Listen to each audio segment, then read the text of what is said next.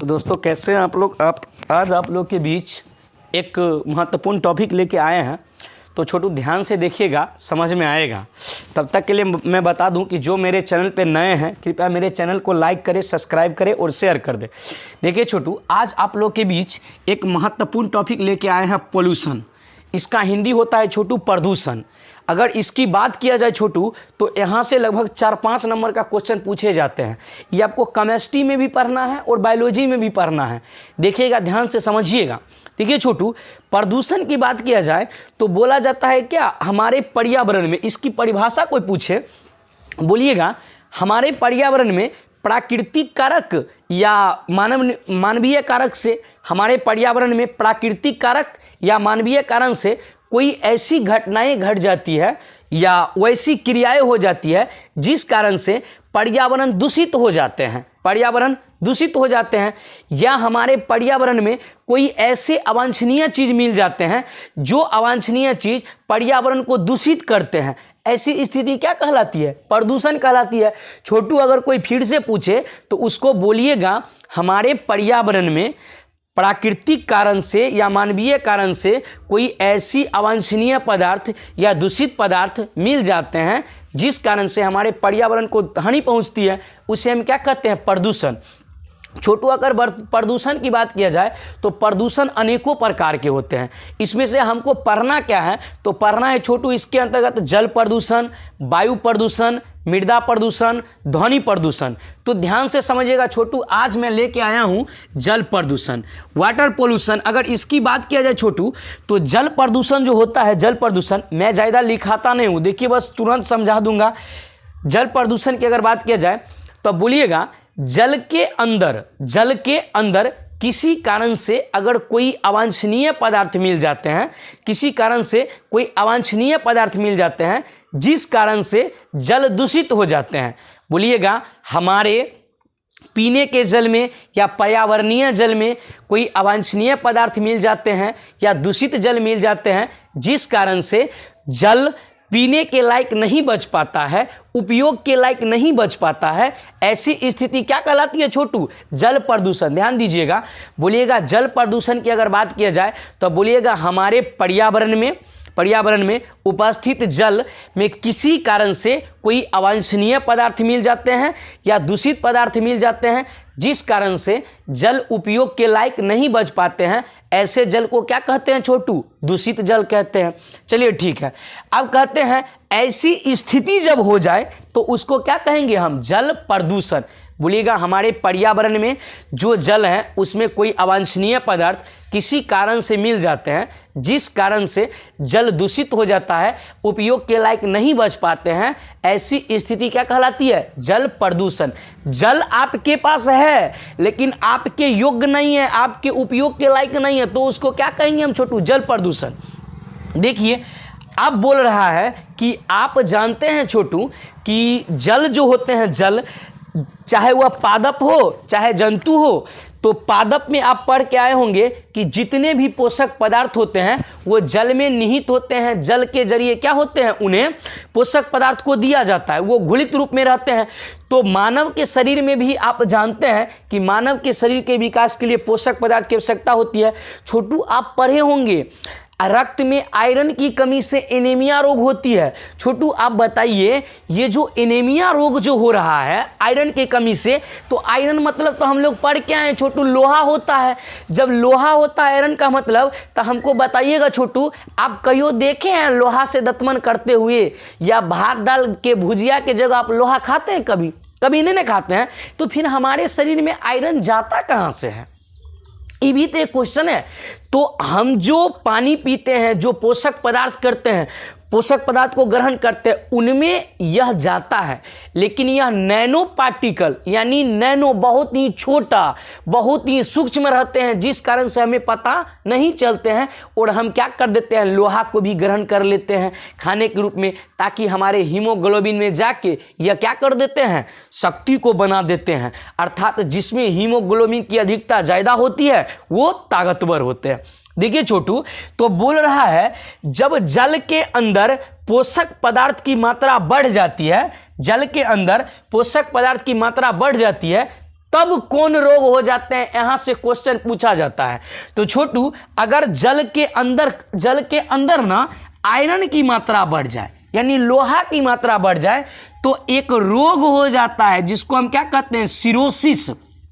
यानी अगर आयरन की मात्रा बढ़ गई हो और तब आप उसको पीते हैं तो क्या हो जाता है, एक रोग, जिसको क्या कहते हैं छोटू, सिरोसिस कहते हैं। क्या कहते हैं छोटू, सिरोसिस। उसके बाद अगर बात किया जाए तांबा की, तो देखिए छोटू, तांबा भी एक क्या है, मेरा पोषक पदार्थ है। इसको भी हम क्या करते हैं, ग्रहण करते हैं, लेकिन नैनो पार्टिकल के रूप में। अगर जल में इसकी मात्रा बढ़ जाती है तो छोटू विल्सन रोग हो जाते हैं। कौन रोग हो जाते हैं, विल्सन रोग। उसके बाद अगर अगला बात किया जाए तो अगला है छोटू आर्सेनिक। क्या है, आर्सेनिक। अगर इसकी मात्रा बढ़ जाती है तो व्हाइट फूड नामक रोग हो जाता है। क्या हो जाता है छोटू, व्हाइट फूड। उसके बाद ई क्वेश्चन बार बार बिहार बोर्ड में पूछा जाता है छोटू, कैडमियम पूछा जाता है, कैडियम, अर्थात इटाई रोग किस तत्व की अधिकता के कारण होते हैं या कमी के कारण, तो क्या बोलिएगा, कैडमियम। क्या बोलिएगा छोटू, कैडमियम। एकदम समझ के जाना है। कोई बोले छोटू इटाई रोग किसके कारण होते हैं, तो क्या बोलिएगा छोटू, कैडमियम। देखिए, उसके बाद अगर नाइट्रेट की बात किया जाए तो नाइट्रेट जो अपना होता है, नाइट्रेट ये पौधा के लिए बहुत सारे पोषक तत्व हैं। ये पौधा इसको बेहद पोषक में ग्रहण करते हैं, लेकिन अगर जल में इसकी अधिकता होती है तो एक रोग हो जाते हैं जिसको क्या कहते हैं छोटू, ब्लू बेबी। क्या कहते हैं, ब्लू बेबी। देखिए, उसके बाद आपका लास्ट है पारा, Hg पारा। इसकी कमी से छोटू मिनीमाटा रोग हो जाते हैं। अब देखिए छोटू, जो नदी तालाब के जो जल होते हैं उनमें इस सब की मात्रा नहीं बढ़ती है, उनमें बढ़ती है नाइट्रेट की मात्रा। क्योंकि आप जानते हैं कि पौधे के वृद्धि विकास के लिए क्या चाहिए, नाइट्रोजन चाहिए। तब ना छोटू हम यूरिया के रूप में क्या देते हैं, नाइट्रोजन को देते हैं। तब पौधा नाइट्रोजन को नहीं लेता है, किसको लेता है, नाइट्रेट के रूप में। आप ये चीज भी बचपन में पढ़े होंगे कि नाइट्रेट को ना दलहन पौधे के जड़ों में एक जीवाणु होते हैं, राइजोबियम, जो क्या कर देते हैं, बदल देते हैं, जिस कारण से पौधे क्या कर लेते हैं, इसको ग्रहण कर लेते हैं। इसके साथ साथ आप ये भी पढ़े होंगे कि वातावरण में नाइट्रोजन 78% है, और 78% जो आपका नाइट्रोजन है छोटू, ये नाइट्रोजन को पौधा सीधा ग्रहण नहीं करता है, ये क्या करते हैं, उसको नाइट्रेट में बदलते हैं। नाइट्रोजन स्थिरीकरण की प्रक्रिया के द्वारा छोटू, नाइट्रोजन स्थिरीकरण। तो नाइट्रोजन स्थिरीकरण में अगला वीडियो बना दूंगा। नाइट्रोजन स्थिरीकरण की प्रक्रिया के द्वारा यह क्या करते हैं, नाइट्रेट में बदल लेते हैं, और उसके बाद ये क्या कर लेते हैं, उपयोग कर लेते हैं। जैसे कोई पूछे, बताइए चावल खा सकते हैं कच्चा, तो नहीं, लेकिन भात बना दिया जाए तो सभी लोग खा सकते हैं।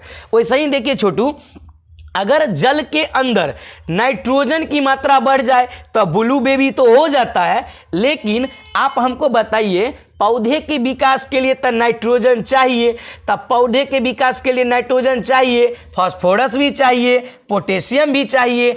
अगर इस सब चीज़ की मात्रा वो बढ़ जाती है तो आप हमको एगो चीज़ बताओ, अगर इसकी मात्रा अगर बढ़ेगी, नाइट्रोजन फास्फोरस पोटेशियम की मात्रा अगर बढ़ेगी, तो जल में तो जलीय पादप भी न रहते हैं, तो जल में जो जलीय पादप रहते हैं वो भी तो विकास करेंगे। तो क्या होते हैं, पूरे मात्रा में छा जाते हैं। क्या होते हैं, छा जाते हैं, चाहे वह जलकुंभी हो, चाहे वह शैवाल हो। अर्थात जल में पौधे के पोषक तत्व नाइट्रोजन, फास्फोरस, पोटेशियम की मात्रा जब बढ़ती है बहुत अत्यधिक मात्रा में, तो वैसी स्थिति कहलाती है सुपोषण। क्या कहलाती है छोटू, सुपोषण। बोलेगा सुपोषण में किस तत्व की अधिकता होती है, तो नाइट्रोजन, फास्फोरस, पोटेशियम। अब देखिए छोटू, जब ये सब जीव, ये सब पादप पौधे के ऊपर तैरना शुरू कर देते हैं, तो जल के अंदर हम जानते हैं कि जल का सूत्र H2O, तो H2O जो है, H2O इसमें ऑक्सीजन भी है, ऑक्सीजन भी है, तो जलीय जीव ऑक्सीजन को ग्रहण करते हैं। और आप ये भी जानते हैं कि पानी में अगर गति होता है तो उनमें ऑक्सीजन की मात्रा बढ़ जाती है। जैसे में आप देखे होंगे, जब मछुआरा मछली मारने के लिए जाते हैं तो पहले उसमें लोगों को बोलता है नहाने के लिए। जब नहाते हैं तो पानी में गति आ जाती है, अर्थात मॉर्निंग में आप देखे होंगे सारी की सारी मछलियां ऊपर रहती है, क्योंकि पानी में ऑक्सीजन की मात्रा बहुत ज़्यादा रहती है। उसके साथ साथ आप ये भी देखे होंगे, गांव देहात में अगर मछली मारने के लिए गए होंगे गड्ढा और छोटा में, तो बोला जाता है पहले पानी को पूरा मिला दो, जिसको क्या कहते हैं, घिकोड़ दो। उसके बाद क्या होते हैं, उसमें से मछली अपने आप ऊपर चले आएगी। तो लोग सोचते हैं क्या, पानी को घिकोड़ देंगे तो मछली अंधी हो जाएगी और मछली ऊपर आएगी और उसको दिखाई तो देगा नहीं और हम क्या कर लेंगे, फंसा लेंगे। लेकिन ऐसा नहीं होता है छोटू। वो क्या करते हैं, ऑक्सीजन की खोज में बाहर निकलते हैं तो लोग उसका अपने पेट पूजा के खोज में बाहर निकाल देता है। देखिए छोटू, तो बोल रहा है जब जलीय पादप जैसे में जलकुम्भी हो गए, सिंघारा हो गया, शैवाल हो गए एवं अन्य सारे पादप को जब नाइट्रोजन फास्फोरस की मात्रा मिलती रहती है तो एक स्थिति आती है जिसको क्या कहते हैं, सुपोषण।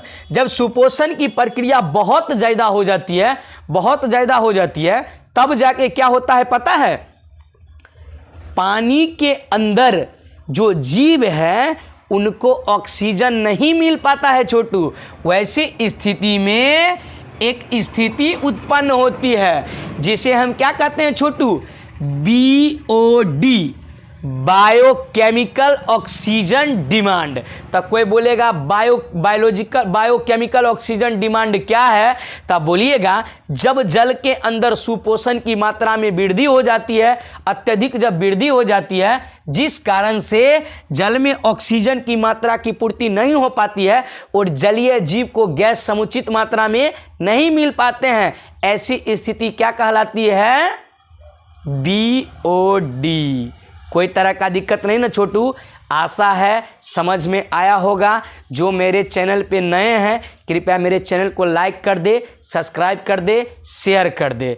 और अगर आपको इसी तरह का वीडियो चाहिए तो जाके मेरे चैनल पे देखिए, बहुत सारा वीडियो रखा हुआ है। तो मिलते हैं छोटू नेक्स्ट वीडियो में, नेफ्रॉन के साथ, ब्रिक के साथ, मानव मस्तिष्क के साथ चलेगा। जितना दिन एग्जाम है धुआंधार चलेगा। और मैं आपको बता दूं, आपको प्रतिदिन ज्योग्राफी का क्वेश्चन मिलेगा 5 नंबर का। तो छोटू मिलते हैं नेक्स्ट वीडियो में, तब तक के लिए बाय।